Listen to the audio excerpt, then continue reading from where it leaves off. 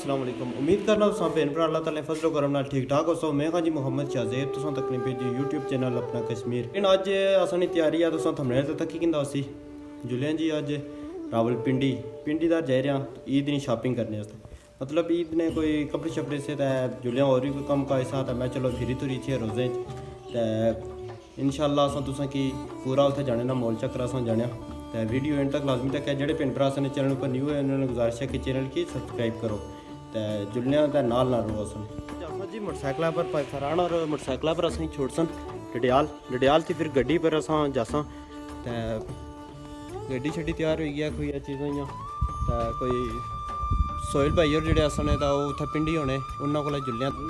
जी गड्डी पर होना तकने सजी जुलियां तो नाल तुसें मौत चक्कर अगर सेहत ठीक रही तो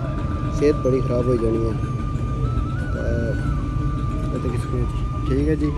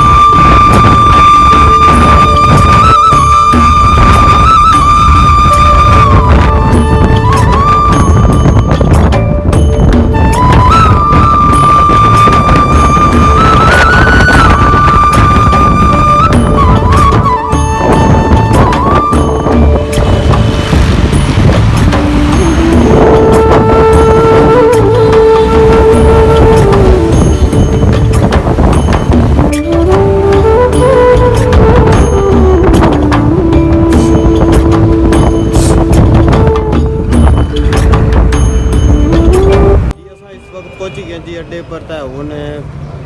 सोहेल भाई और इसने पे आसन तो फिर जुलसा जी राह ना अगर समझ ली जानी पहली भी पता कोई लगना तो हूँ अगर जुलसा फिर तुम दस तक सकने जी रश इतनी सी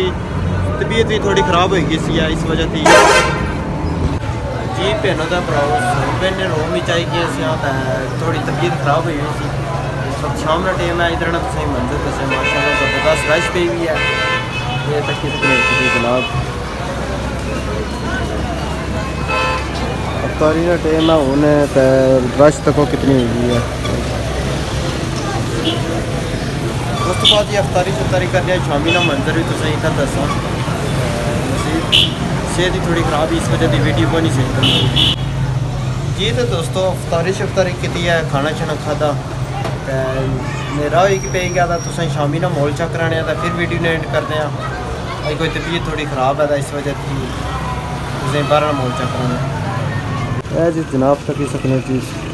फौजी कर लूँगी बारह मोल चेक कर ज़बरदस्त